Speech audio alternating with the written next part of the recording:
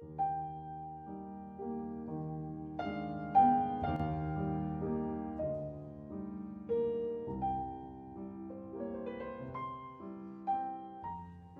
my name is Evelyne BEREZOVSKY. I was born in Russia, I live in England, and I'm participating in the Rubinstein Masters Piano Competition, and I've been asked to answer 5 getting to know you questions.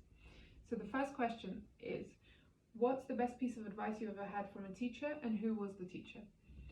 So I've been really lucky to study with some amazing musicians, but one thing that really stood out for me as great advice, was something that my father said when you're performing and you feel it's not going your way or something's not working. Just play simply and let inspiration come back to you. So don't chase it, don't force it.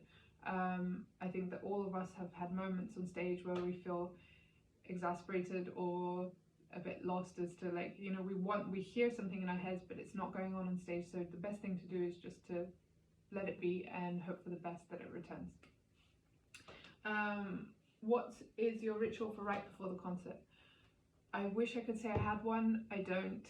I should invest in one, because what I do at the moment is pretty bad. I just watch YouTube clips or read something or listen to music just to distract myself from the nerves that I feel, which is exactly not what you should do, because when you actually go onto stage to play it, you feel even more nervous. So this is a what not to do rather than what to do answer.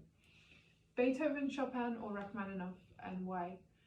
I'd have to say Rachmaninoff, even though I don't have a favorite composer at all. It depends on my mood, depends on the day, it depends on what I'm feeling.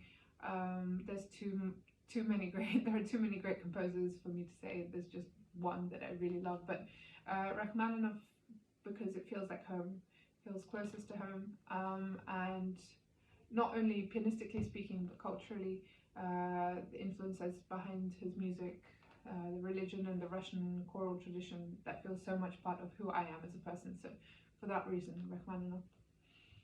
What's the greatest piece of music you've played that almost no one has heard of? This was also quite difficult for me because I haven't played a lot of contemporary music, but the piece that came to mind was Tomoki Park's Polemics for Piano. I actually went to school with him. He was in my class. He was a great guy and a great composer, and I'm sure a lot of people will be hearing his name in the future, so I'm happy to say it here. Name somewhere in your country that inspires you and say how or why. This is also a really difficult one. There are so many inspirational places in England, in London, but if I had to pick one, it would be the Millennium Bridge on South Bank.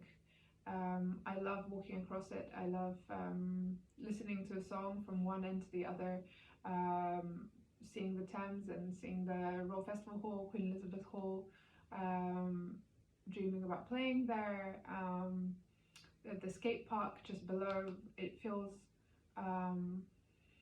very positive, and for that reason I'd say that's the most inspirational place.